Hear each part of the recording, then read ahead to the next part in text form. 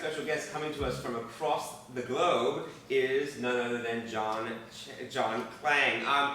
John Clang is an artist who often straddles dual realities of global cities, unfettered by confines of time and geography. A double-site navigator of a world in constant flux, John absorbs seemingly mundane and banal external stimuli and conveys his internal observations and ruminations through the mediums of photography and film and performance art. Obviously, his approach, reminiscent of a barometer, accords his works a unique position at the confluences of the open-ended and definitive, surreal and factual, personal and universal. John's first exhibition at age 20 was a duo show at the controversial and now defunct Singapore art group Fifth Passage Artists. He went on to stage solo exhibitions at Jandela Gallery in Singapore, the Substation Singapore, 2902 Gallery in Singapore, Peak and Fine Arts Beijing, the National Museum of Singapore, and the Faust Gallery.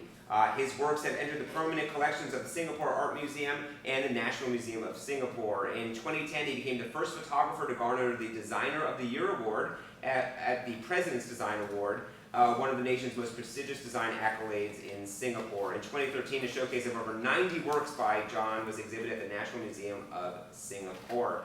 John now lives in Singapore at present, but he lives and works in both New York and Singapore. John is coming to us live at 6 a.m. Yes, in Singapore. So, John, yes, welcome. We're thrilled to have you. Is there any logical reason we need the microphones? John, can you hear us? With the mic, I can hear much better. Okay, you can hear better. You can all hear us, though. Yes? Okay, well, we will use, well, maybe use the mics. Mics. Oh, mics. Okay, we'll use it this way. Okay, well, Bindu, you wanna start us off with how this evening is working and kick us off for John?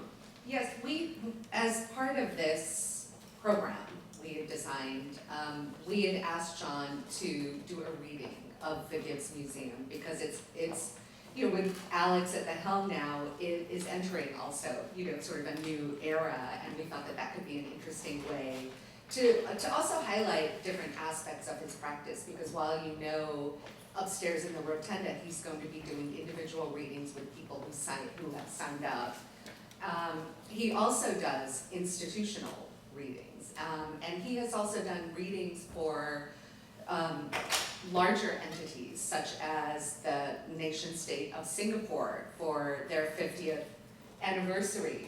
Correct, 60th, John? yes. For their 60th anniversary exhibition, he created this wonderful destiny chart you know, for Singapore, and recently you did one for Georgetown in Penang, in yes. Malaysia as well. So his practice, so it's a way to show sort of a different aspect of this reading and how it can apply in different kinds of circumstances and to different kinds of sitters.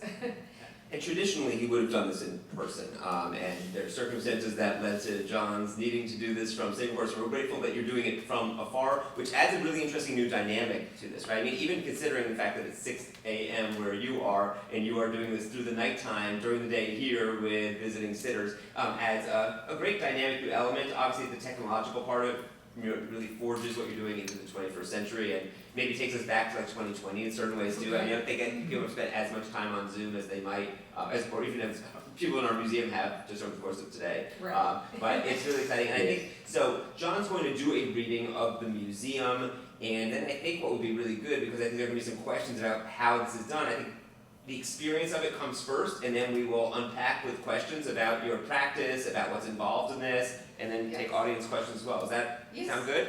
Yes, you all get to experience this as an institutional reading. Yes. Okay. And you're experiencing Yes. this for the first I'm time. experiencing it for the first time completely. So this is a chart that I've drawn for Gibbes Museum, and in a chart like this itself, it's usually read for human. That's what everyone assumes. But actually, this system itself is from 1,000 years ago in ancient China, and it is used to read for anything that begins, that starts, and until it ends. So anything that starts will have a chart of its own. So this chart is created based on 1905, April 11, 17:30 p.m., when the official beginning of Gibbes Museum at the current location. And in the chart of this itself, there's basically 12 palaces. So which one of these is considered as one palace, 2, 3, ongoing. And they have different representation. So let me explain what this chart suggests about the museum. In Ziwei Doushu, Ziwei Doushu,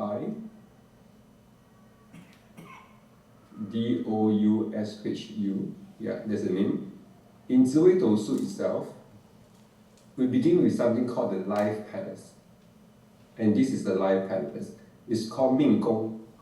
So Life Palace itself is the commander of the whole chart. So for this museum itself, the Life Palace has no main star. There's only one small star inside there. It's called Ling Xing. Ling Xing is like a small knife. Very sharp, small knife. It's piercing, but it's not something that you will pay too much attention to. So what does that mean? It means that Ling Xing is associated with sudden reactions and emotional response. So when it appeared in the Life Palace of Gibbes Museum, it suggests that the museum's reputation is not quietly built. It grows through discussion, debate, and sometimes strong public reactions. When the Life Palace itself has no main star, we look at the opposite side, which is this palace here, and it's called the Migration Palace. Migration Palace itself talks about how people view the museum from outside. It's to understand how the museum appears to the world. In this palace itself, we have 4 main stars. So the emphasis is basically how the world views the museum. In this 4 stars itself, we have Tian Tong, Jimen, Wen Cang, Wen Qi. I'll explain all the stars one by one. Tian Tong represents warmth and accessibility. So it suggests that museums tries to be welcoming and engaging to the public. Jimen, the 2nd star, is a star of discussion and debate, often bring interpretations, critique, and sometimes disagreement. And importantly, the next 2 stars, Wen Cang, Wen Qi, okay, together it represents scholarship, research, and knowledge. So this is how the museum wants the world to perceive them. And when these 4 stars are together, they describe that the museum is not just about displaying objects, but about creating a space for ideas, dialogue, and cultural exchange. So this is what we see from the museum. And in this 12 palace, there's one more palace that's actually very important as well. It's called the Career Palace. So for normal human, it talks about the work, it talks about the achievement, but for the museum itself, it reflects the museum's curatorial direction. In this particular palace itself, we see a Tai Yin. Tai Yin is like a mother star. It represents culture, refinement, and intellectual depth. Everything we expect from the museum itself. But there is a Ji here. This Ji is basically formed by 2 Chinese words. On top is formed by Ziji, it means self. And below is formed by the word Xing, it means heart, self-heart. So it shows a sign of strong insistence. It behaves like more of a ghost of the museum itself.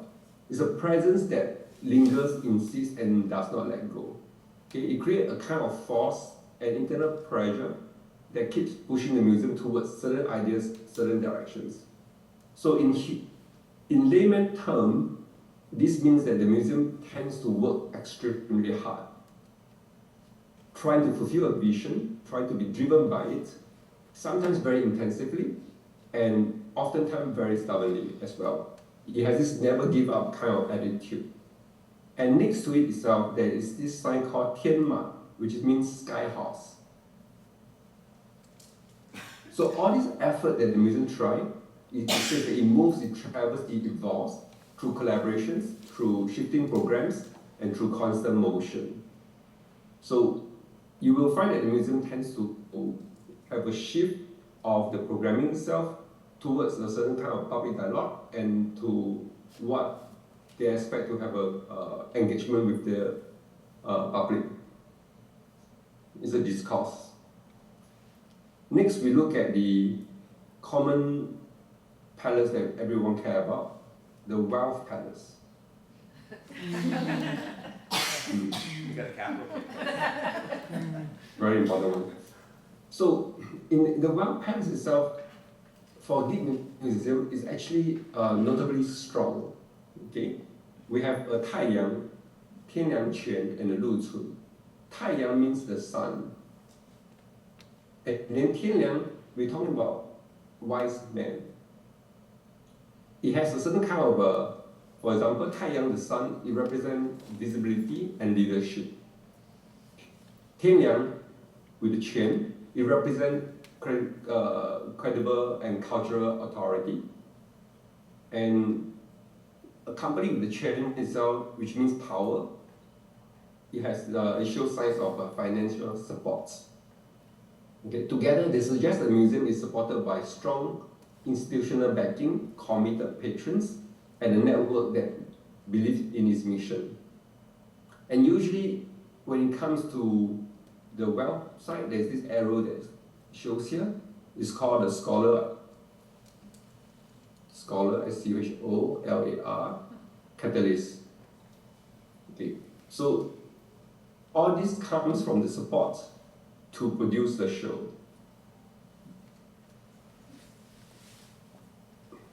And out of all this itself, there's one more important layer that comes from the mental palace. This mental palace itself is actually the generator of the chart. Every chart itself has a different generator. Some could be from love, some could be from career, and for Gibbes Museum, it comes from the mental palace. So it's basically what the museum is thinking. It's constantly looking out for what it needs to tell as a narrative for the world. And this is the source that drives the whole entire structure. And interestingly, this mental palace has no main star as well.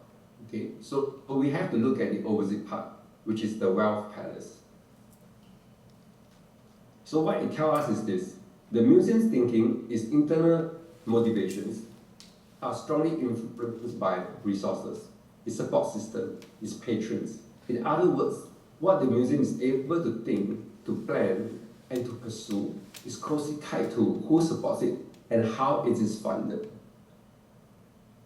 If you compare this together with how the museum worked very hard in terms of the curatorial direction, you will see that there's always that attempt to do something different, and then also try to find the financial backing to support it itself. So it's always a struggle there, because a lot of great ideas itself need a lot of support from people and understanding.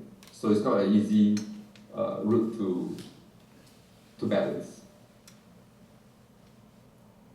So when we bring all of this together itself, what a clear picture emerged from all these things. This is a museum whose influence grows through conversation, debate, and intellectual engagement. Its exhibitions are likely to spark interpretation, sometimes even disagreement. It is driven internally by a strong curatorial force, while at the same time being shaped externally by public discourse. And at its core, its direction is deeply connected to the support and resources that sustain it. So rather than being a quiet place that simply stores objects, this museum, Gibbes Museum, functions as a platform for ideas where art, scholarship, and public conversation constantly interact. Okay. So far what I have described about Gibbes Museum is a base layer. But in Zoe Tosu itself, there's always another important layer, and that is time. Time is a layer on top of everything. So for example, you can think like this. Each chart has its own personality, but time acts like an environment that either supports it or challenges it. So just imagine that for someone who's allergic to flower, pollen, and during that 10 years time itself, he's surrounded by a large flower market, then obviously the person will feel unwell. And likewise, if the person happens to love flowers, have no allergy to pollen, he or she will feel fantastic. So the time made the original characteristic react to the situation. And everyone's time is different. For the museum itself, the 10-year cycle starts with the year end with 7. So 2017 will mark the first year of this current 10-year cycle. So, and then the next cycle will be 2027, which is next year. So that's very interesting that we are in 2026, and next year is going to be the new 10-year cycles. So when we look at this current chart here, this is based from 2017.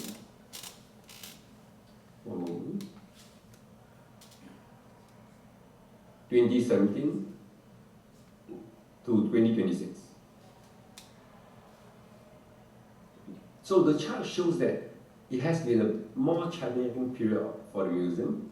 There are specific windy cycles itself, particularly around 2020 to 2021, and then 2023 to 2025.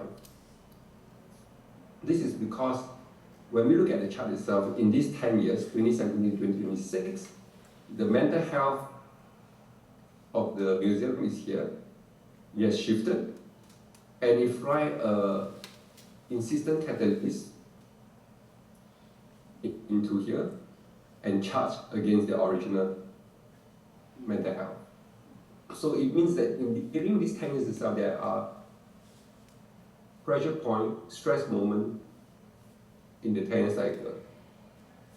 It means that there will be moments of difficulty, periods of uncertainty, and times when the institution had to put an extra effort just to stay steady. But this doesn't mean failure, okay?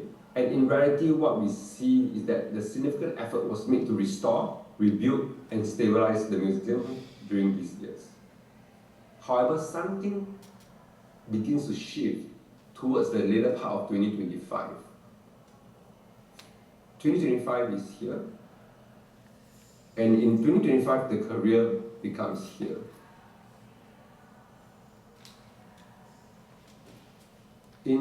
The chart shows a return of new energy, almost as if the museum is regaining momentum after a long stretch of pressure. And this is where it becomes especially interesting, because this renewed energy itself will continue to move to 2026 and enter 2027, which is the new 10-year cycle.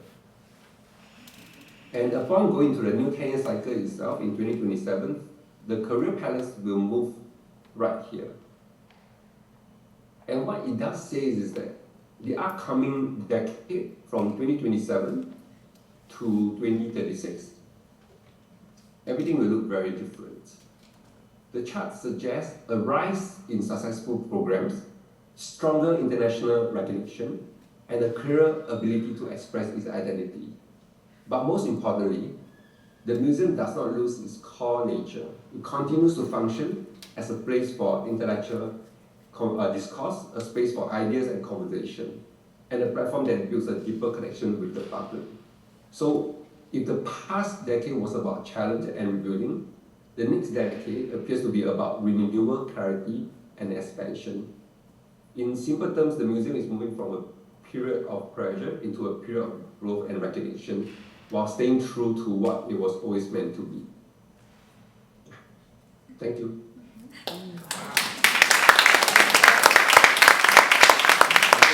That seems like a good diagnosis for the museum.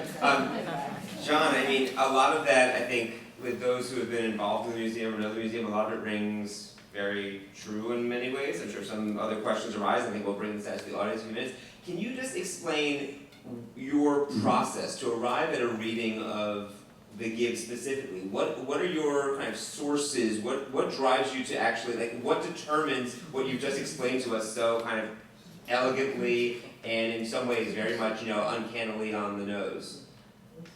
Okay, so basically what I do is that I treat the museum like a human, and I react by seeing how the museum will behave and think, and what it's interested in and what it's not, and what kind of friends the museum have. And basically in the chart here, the museum says that the museum's friends are people who are very talented and has very magnetic kind of charm to them.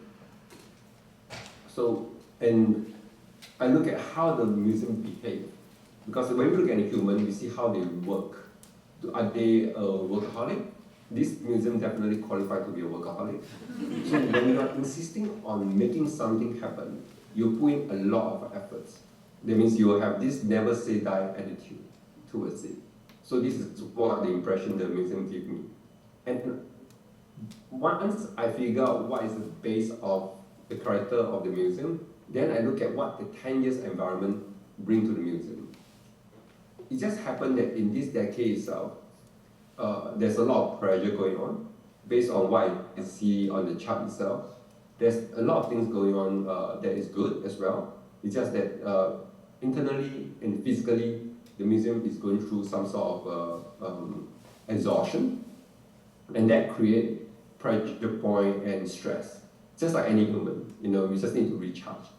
Yeah, and we find that source coming somewhere between 2024 to 2025, and so what it means that during the whole 10 years itself, the museum is some sort unwell initially, have a flu, have a cold, go through the medical checkup, go through with the medical science, improve its health, and then from 24, 25 onward, it start to come back new and with lots of energy.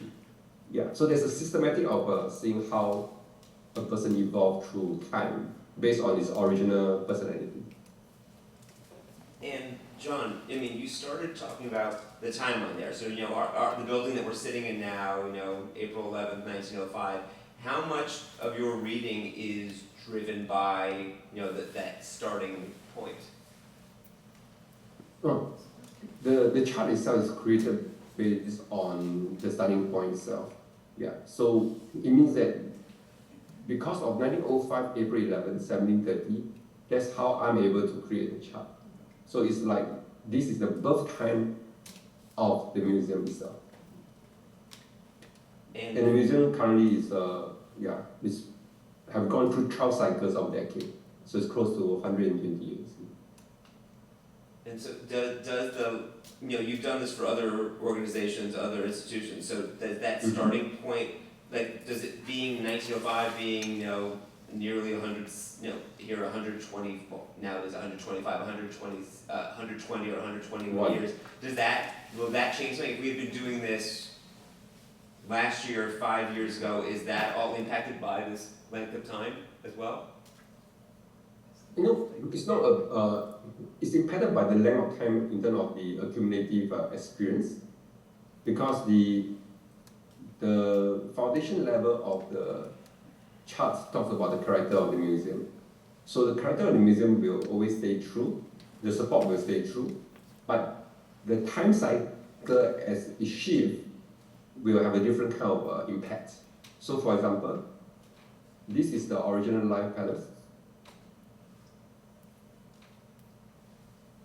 And in this 10 years itself, it is on, the life cycle is here.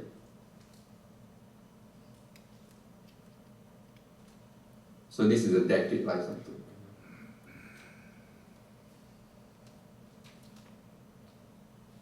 And in the next 10 years, the life cycles will move back to here.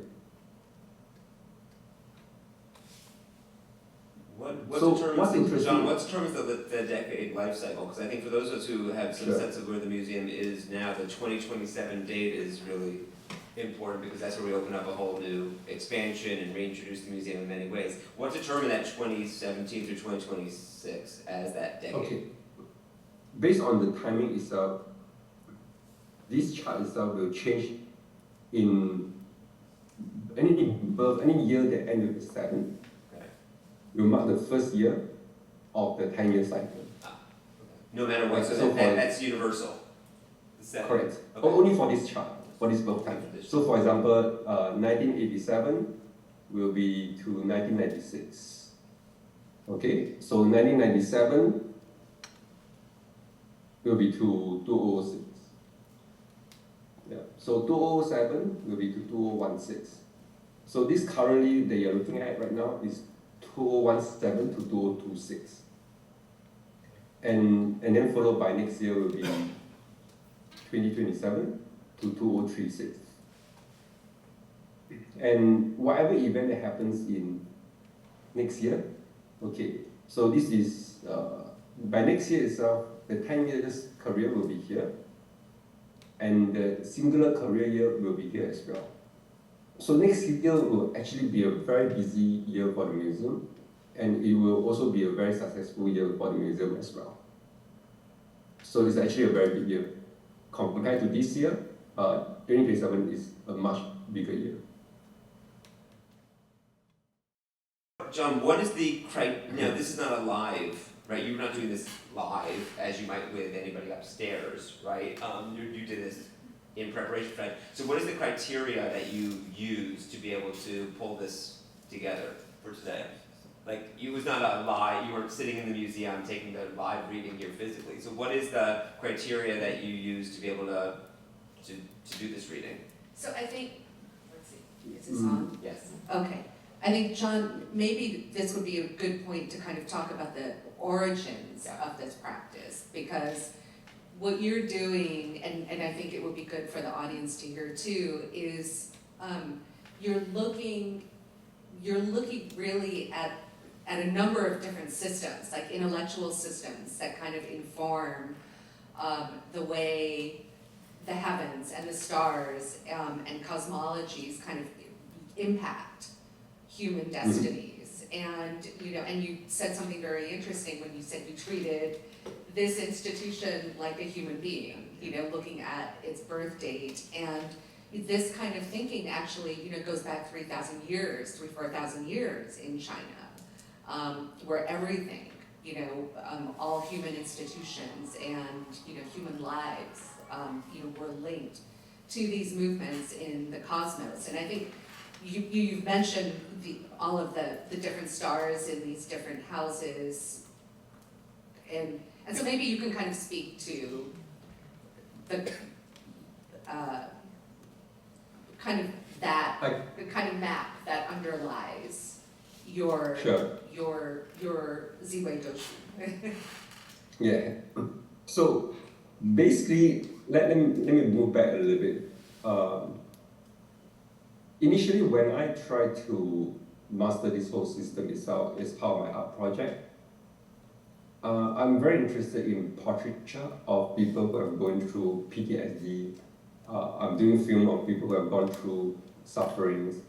So those are images that I'm interested in because I think it reveals something internal about a person, a narrative that tells a fuller image of what the world that we are living in.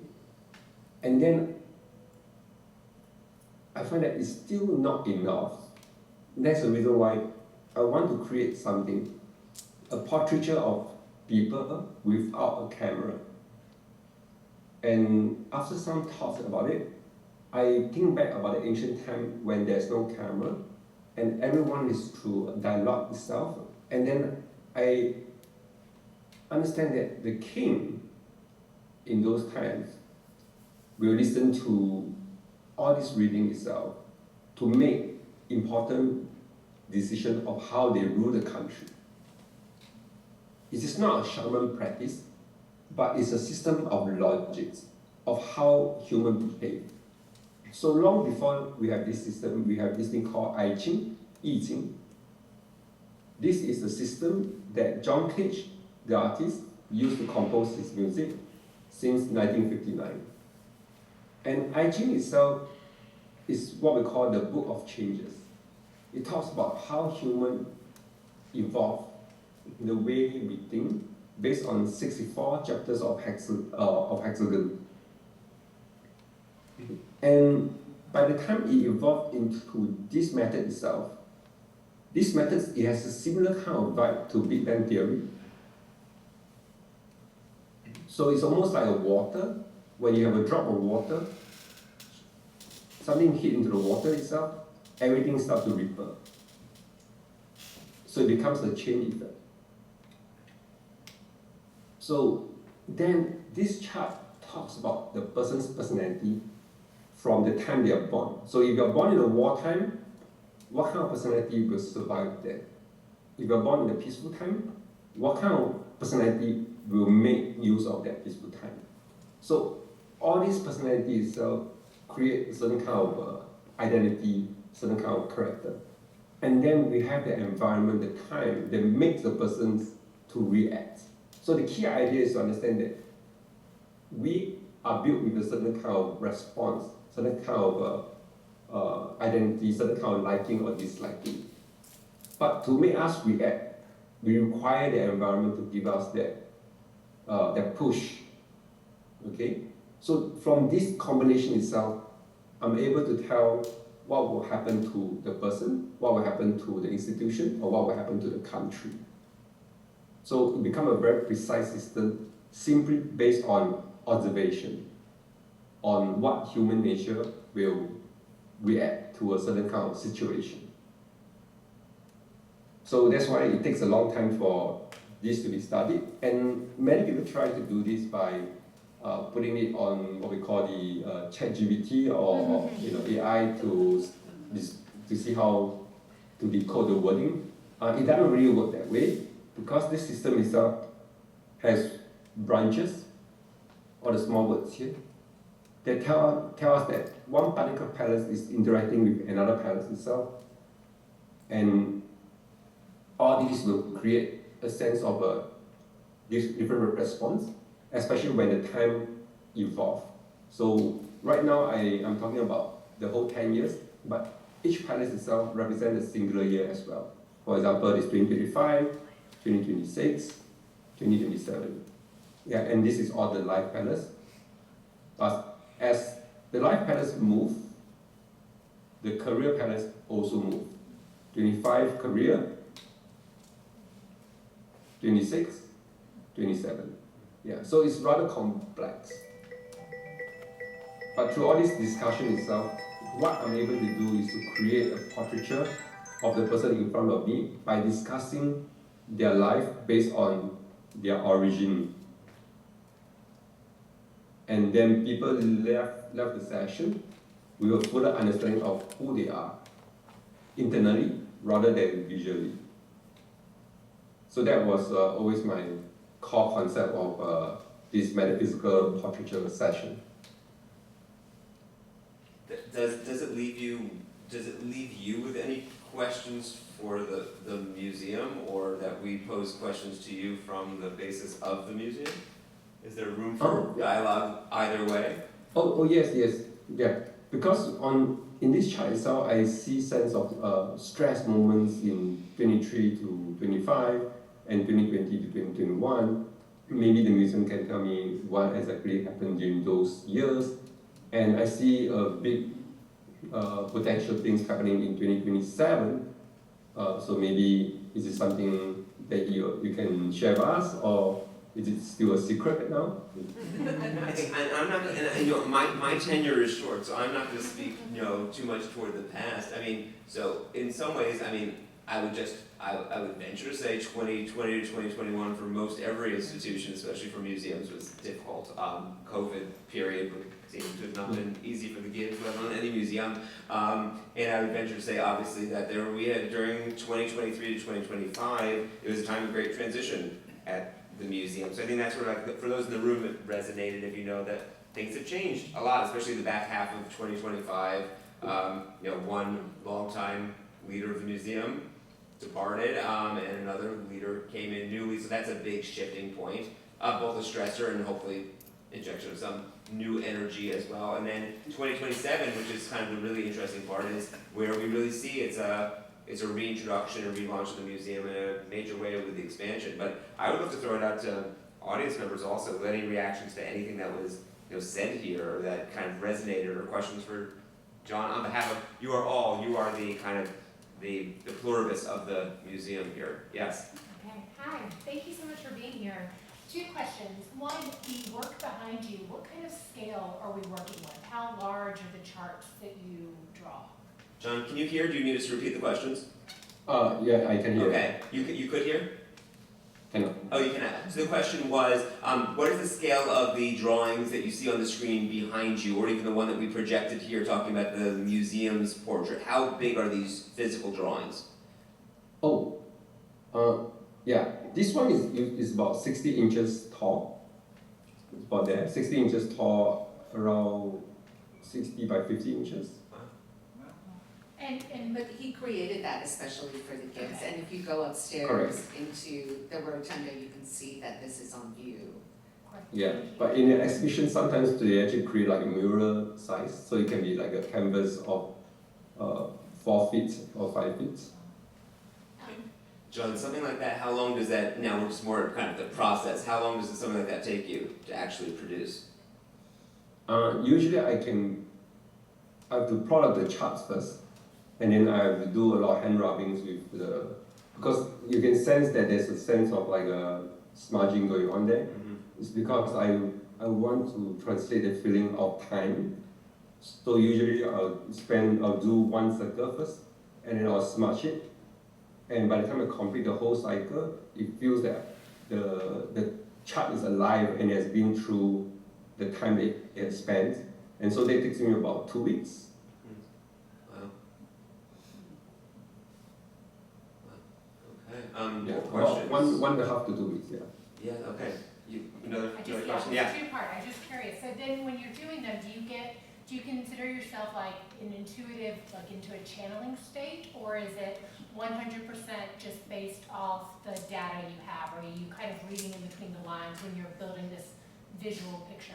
Good, great question. I was wondering exactly the same. Yeah. So, your state of creating these portraits, John? Is it an intuitive state where this is coming to you, or is it really just, or is it more based on the data available to you? Yes. Is that okay? Okay. So the data available to me is only the birth time. It's only the one. 1 second. The book of time. Only the birth. Oh, the birth of the birthday. Okay. Yeah. So once I have the birth time, I'm able to create the charts. And then after I've created the chart itself, then I'll start to analyze the chart. Yeah, as though it is a human being. So when I do the live reading itself in the museum, it's exactly the same thing as well. Like today I read 3 person already, and then I've answered several questions on the table of inquiry. So the same thing as well. I mean, I have no idea who they are, but I'm sure they have left the sessions realizing that I actually know who they are, and so that we have been friends for a long time. So basically what I did is that I just simply look at the charts and figure out what kind of personality, what kind of potential the person has. And sometimes what happens is that people have great potential in doing certain things, but they are not given the chance, or they give up a little bit too early because they feel that they are exhausted, not knowing that the next window is actually only 3 years from now. Yeah.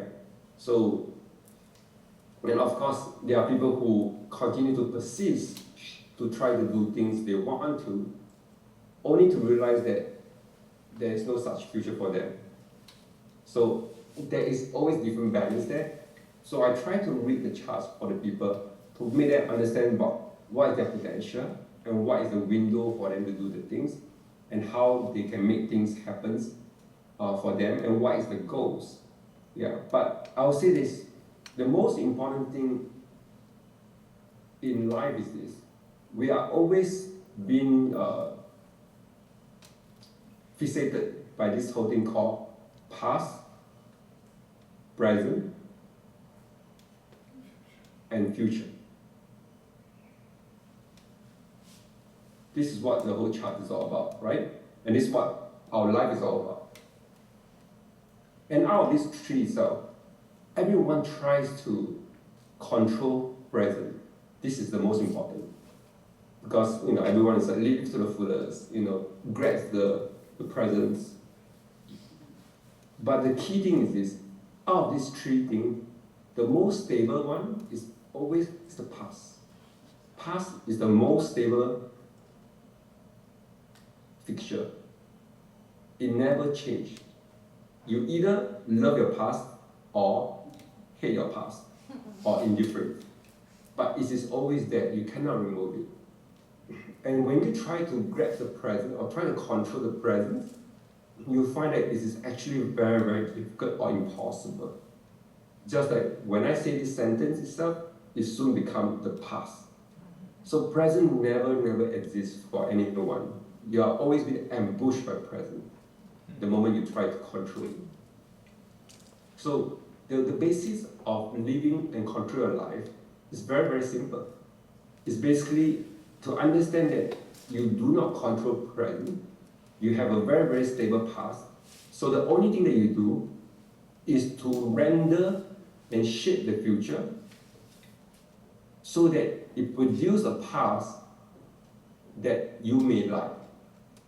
So that's how we spend our time. So when I do a section, I'm trying to find out what this person or what this institution can do to shape the future so that it can have a past in the future that they will like. So that is the most important thing. Can I ask you a question? Hearing you talk, John, it reminds me of so much that comes through in some of the Chinese textual traditions, and especially sort of all of the commentaries on the I Ching, over the centuries, where they do talk about fixed characteristics, that people get, from like their parents, for instance, and then sort of their natures, and then the whole process of doing like the divinations that are in the books, the rituals in the book, for instance, are all geared towards sort of this self-cultivation. And it really isn't about, foretelling the future or trying to see, what's coming down, the pipeline at you, but it really is about kind of understanding your past and who you are, in order to sort of cultivate, a morally conscious and humane being in yourself. And in that way, to approach this, these sage, a sage-like kind of character, these historical beings in Chinese history. I mean, would you say, in a way that really is sort of like this, it's kind of parallels, the process that you take individually, with your readings. Yeah, I think you put it in a very right perspective, and it's totally correct to say that.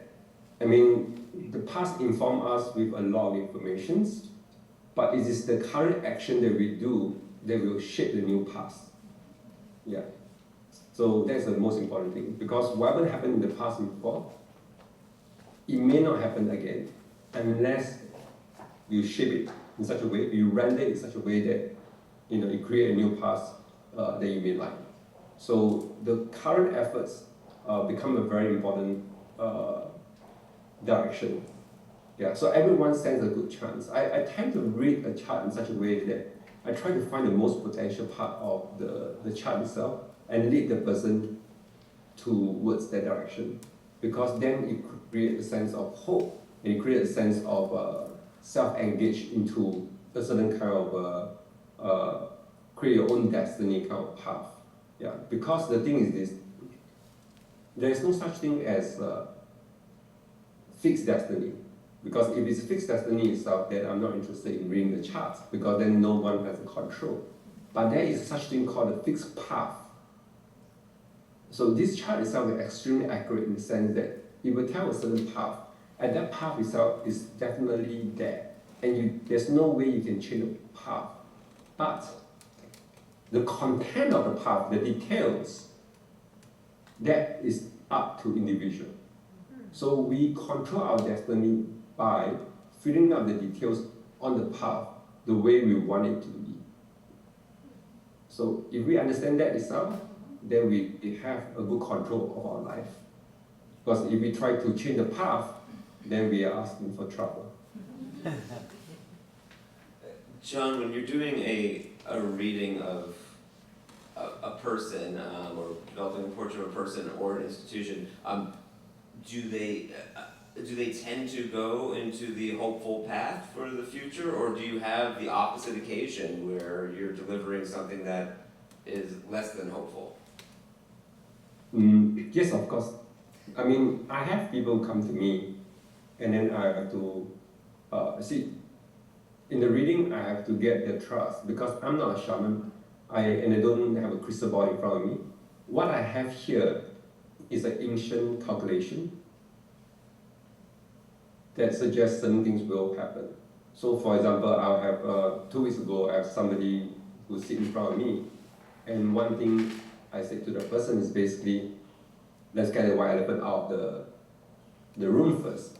I told the person that she's very, very sick, and I hope that she has seen the doctor already.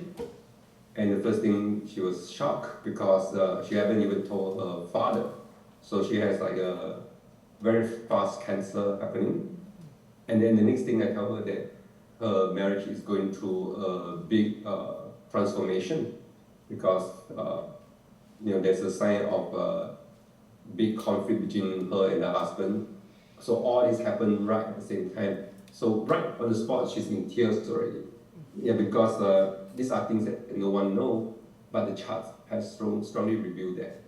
So we then spend the next few hours trying to figure out what is the most important thing for her in the next few years, and what are the things that she can do to make the situation in control, in the direction, in the narrative that she wants. So it's basically to make her understand that you still have control. Nothing ends at this point. Yeah, we can make use of what's out there to make everything possible until it is too late. For example, like my best friends who has never shown me the chart, even I asked him to, because he doesn't want to know his future. He has this wrong misunderstanding about what the chart means. So one day he writes to me, or he emailed me and sent me his chart. So the moment I look at the chart, I cry because the chart says that it is too late. He has a very, very late cancer, and should I have seen his chart earlier, I may have asked him to go for checkup earlier and things like that. But the moment I saw it, I know that there's no chance we can do anything. The doctors say that he has 2 months to live. But we try things together. We make it to 1 year so that he can have time to settle all the stuff with his family. Yeah, so there's a lot of things to do when you know what's happening in the chart. But it's a matter of whether you're willing to engage into that action, or are you willing to know what you have to tackle in front of you. Wow, that's powerful. I wonder, other questions, I see, it's the second row, third row, and then we'll work our way back. Yes? I may still not understand this, but where I'm curious is where the star data inside the palaces comes from. Is that a cosmological intelligence, knowledge, or is that the I Ching? I mean, where do those stars, and then secondly, there's the interpretation. So where does, which has sort of been asked, Yes. but where does the star data that's in the palaces come from, and then where does is there an interpretation on top of that? Good, interesting question. So John, the question is, which I think we're all trying to get at a little bit, right? Where does the star data in the palaces come from, number one, and two, what determines, the interpretation of the star data? Yes? Okay, yes. So the star data here is different from the Western astrology and different from the Vedic astrology from India. So what you're seeing here is something written by rumored to be a Taoist priests 1,000 years ago. So it's a system that's actually combined between I Ching and Vedic astrology. Because during Tang Dynasty time, in China itself, they use a lot of Vedic astrology because of the close neighbor. Tang Dynasty is a very open China. It's very different from the China history that we are familiar with. But before Tang Dynasty itself, all the warriors, all the kings, they use this thing called I Ching. And for example, the Confucius himself has written description on I Ching as well. So basically, all the scholars will learn I Ching and will learn about this divination kind of chart before they can become an official in the palace. So when someone talks to the king about this system, it's never one-to-one. It's always about, for example, like if I'm talking to the king, there'll be other officials in the room as well. And they are all well informed of this whole system. They may not be an expert, but they understand the language. So there's no way I can tell the king something that doesn't make sense, because there'll be a certain kind of logic that everyone can understand.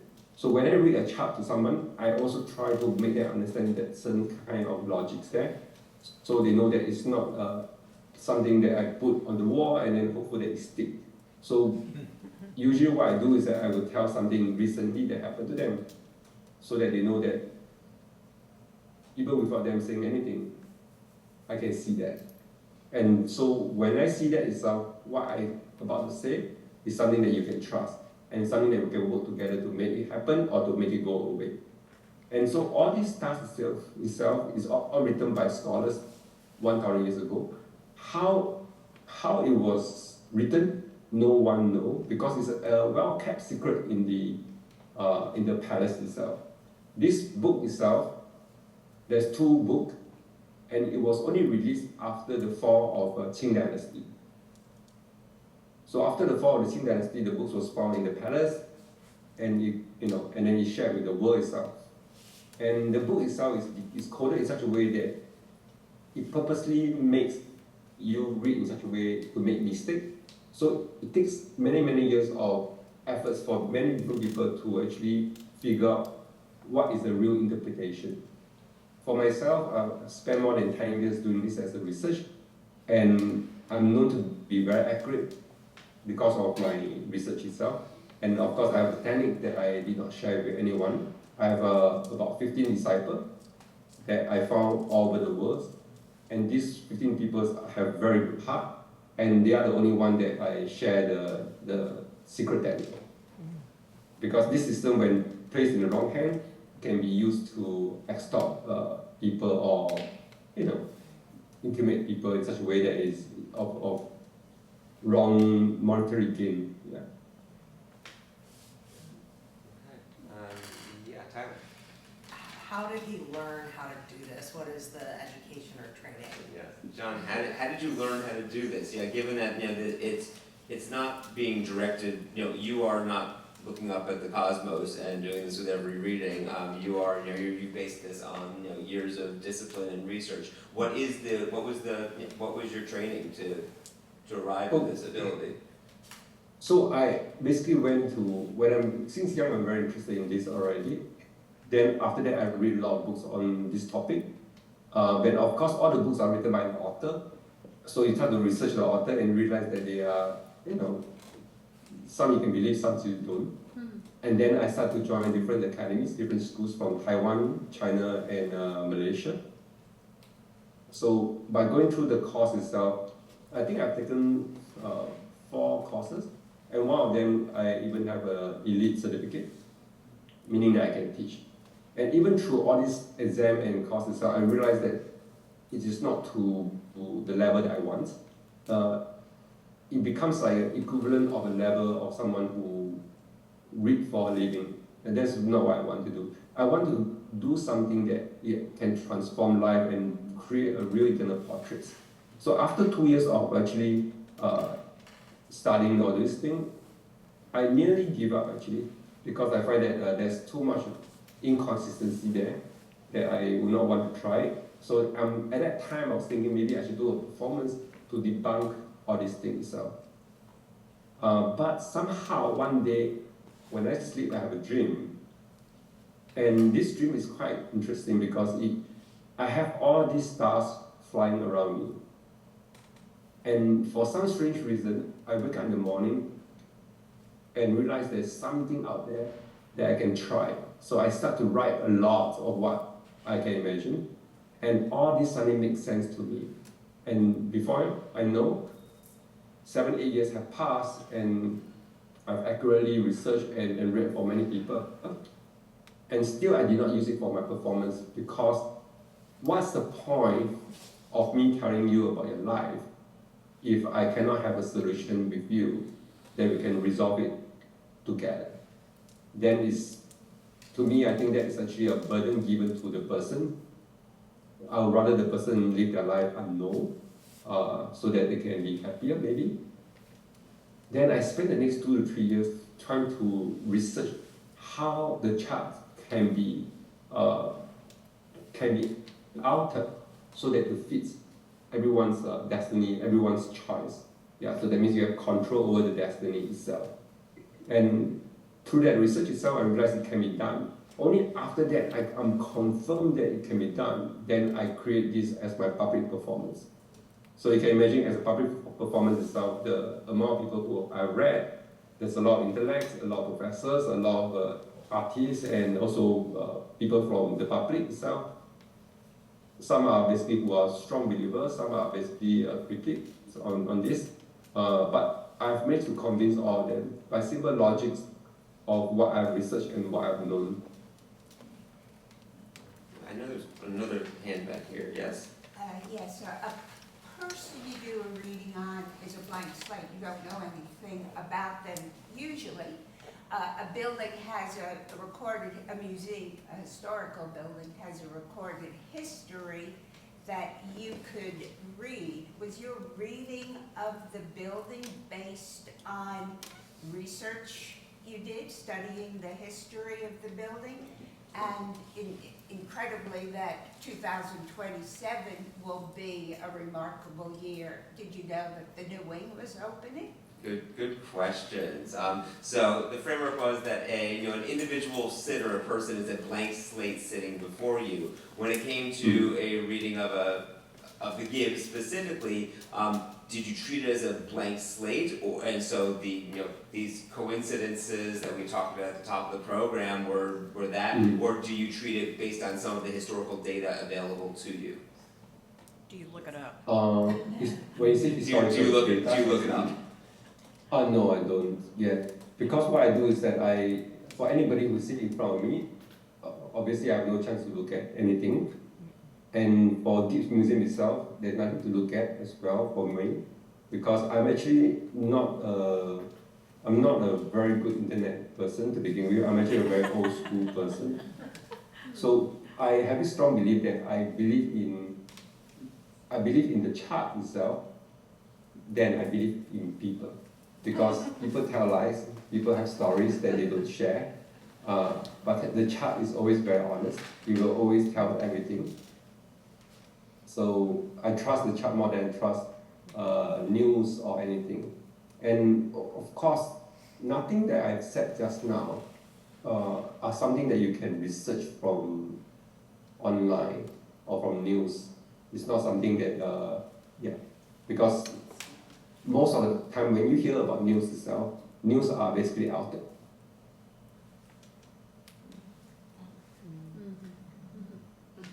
So there's a lot of inside stuff that you don't really know. Yeah. But when we look at a chart like this itself, it says a lot about what happened internally that is not being released publicly. So I try not to do any research on anything at all, because it means nothing for me. But the most important thing is that I try to read each chart as like a fresh page of a book. So it's like a story. Well, John, with that explanation, I mean, it makes your reading of the museum all the more remarkable in many ways, I think, because it was very on the nose. Very good question. I know there's another hand. Tyler? Just wondering how you could relate this to the two installations that we have. Great. Good, yeah. So, so those who are going to either be experiencing readings with you at the museum or continuing to visit the museum during the run of this, of the performance piece and the exhibition are also going to experience two other portions of, two other examples of your work, including 9 chairs. Do you want to tie them all together and give people a sense of kind of what the holistic experience would be as they come and visit the museum over the coming weeks? Sure. So when you visit the museum itself, you will see there will be 9 chairs surrounding the table itself. One of the chairs is the anchor chair that is in front of the computer.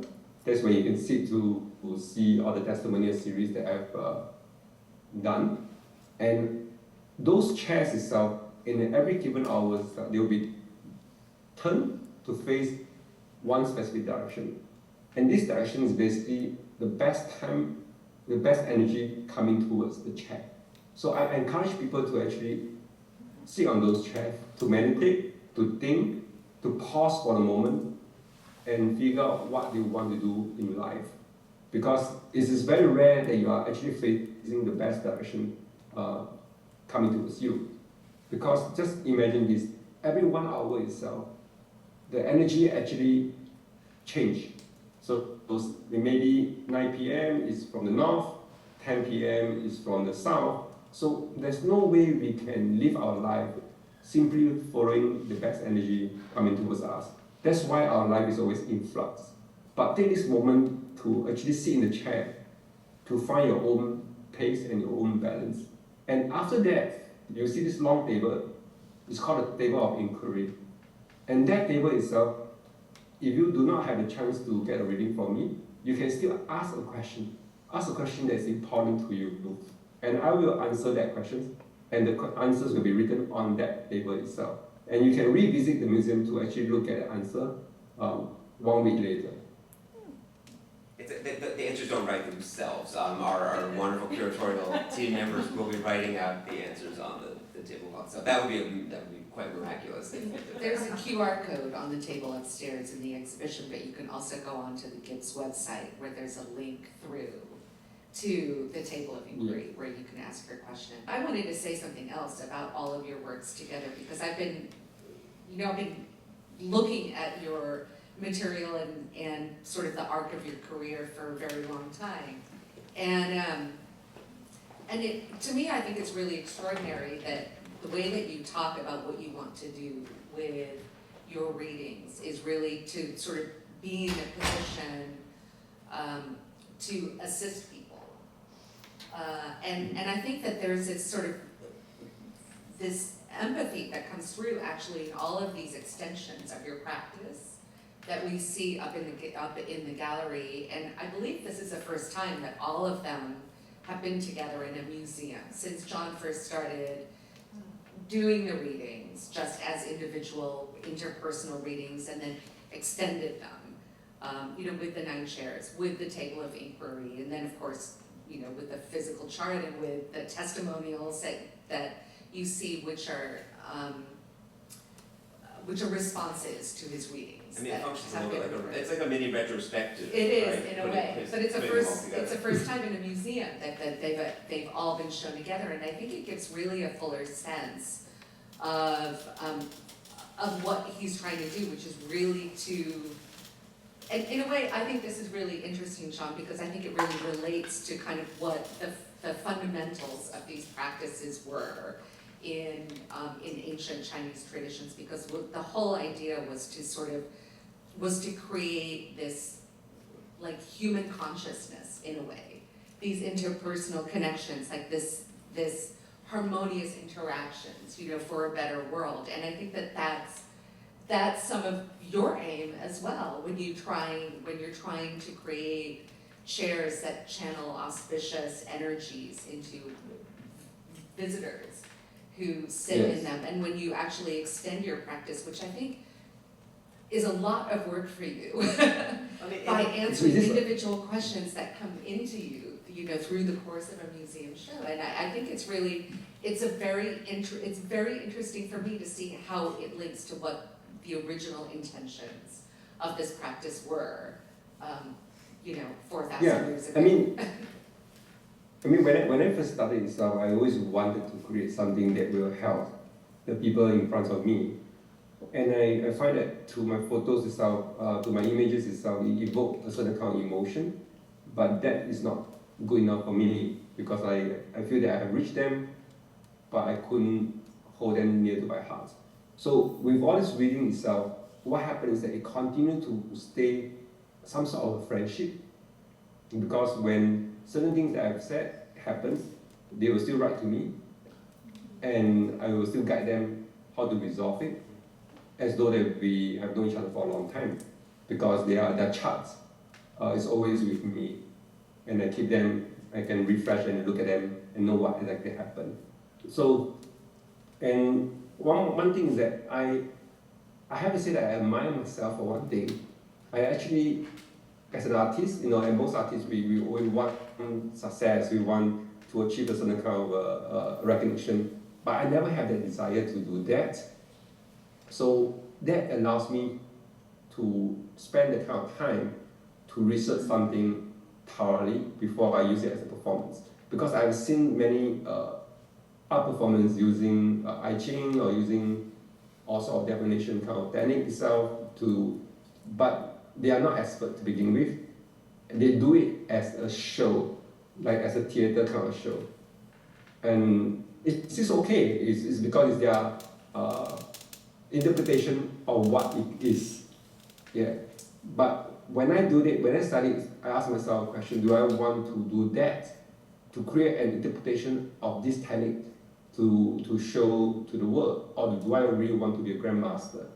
So what one people may not understand is that my proficiency in this itself, at this current level, is equivalent to a grandmaster. And what does a grandmaster mean? It means that you have invented a technique that no one else knows on top of what has been said.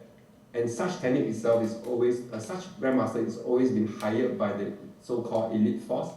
So, for example, like the government, the billionaire, or those with all the special privilege. But what I'm trying to do now is I'm trying to do it as an art setting. And this itself can be read for everyone of any kind of social status. Yeah, I think, So it's totally a very even playground. yeah, John, it's interesting because you said, I mean, if anybody who goes upstairs, takes a reading with you or sees it, it's a very, I dare to say, anti-theatrical performance piece, right? I'm supposed to think about like Marina Abramovich, probably most famously, like in terms of kind of the artist being present. We thought you were going to be present.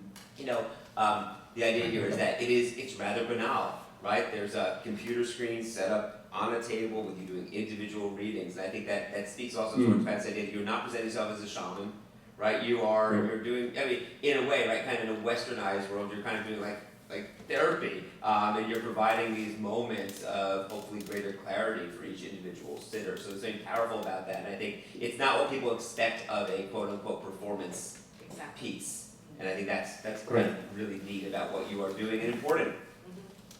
Yeah, but what's important also is that when the person, after they have completed the session, they will carry an internal portrait of themselves forever. Something that they will always remember. Because they have recorded this session, a lot of them will go back to re-listen again and again. And after each session they have listened, they will find that they have actually rebuilt themselves to fully understand what they should do and who they are. So it's a true search for identity. Who am I? Is all happening during the session itself. It's pretty amazing. Well, John, the sun must be rising where you are. I wonder, are there any remaining questions for John before we thank him and close up the evening? Yes, one more question. Yes. Who does his reading? Oh. How does he protect himself or keep his energy with all of the energies and all the people that he touches with his readings? What a wonderful question. John, who does your reading and who protects your energy, given all of the great energy that you provide to your sitters? Who helps to protect you? Great question. The thing is this, I have the chart of myself and my wife in my head, So I don't even need to look at the chart to understand what's happening to my wife and myself. And the reason why I'm not in Charleston is because my wife is currently sick, and I've seen her charts for many years, and I know that this will happen. So we actually actively go to see doctors and to seek help before the incident happened. But the doctors keep pushing us away, saying that my wife has nothing wrong. It's basically a hypochondriac sort of situation. The medical device can't detect anything. So, but my wife believes strongly in what I've done because we have helped many people. We continue to look for doctors, and we see the doctors every 3 months, at max 6 months, until we finally tell the doctors to actually do a further examination. And the doctor said to us that, but this will not be covered by the insurance because he doesn't see anything wrong with the situation. Then I said, we should just go forward and figure out later, because the chart is showing us that something bad is happening, but we do not know why, because the medical science can't tell us why exactly. So after the diagnosis and everything, the doctor tell me one sentence very coldly, or very, he said to me, I'm shocked. It's bad news. Yeah, it's 9.1 cm. It's big. So these are things that haunting my mind, thinking that can I do more? Since I know more, can I do more? Yeah. But so with understanding of the chart itself become a burden as well, because you start to know that what is the next pitfall, what is the next step they're going to look out for. So I try to balance everything by understanding that there is a rhythm to life, and my wife and me, we are actively seeking all the making full use of the medical science to make things happen. And yeah, so I'm very familiar with my own chart, and I try to protect myself by helping others, so that others can also be my protector as well. John, that's wonderful. We're all sending the best wishes to you and to your wife, of course. We're sorry you couldn't be here with us in person, but completely understandable. But I mean, what a powerful, gift you have to be able to have this mastery and be able to have such a great sense of self and of others. So let's give John a big round of applause.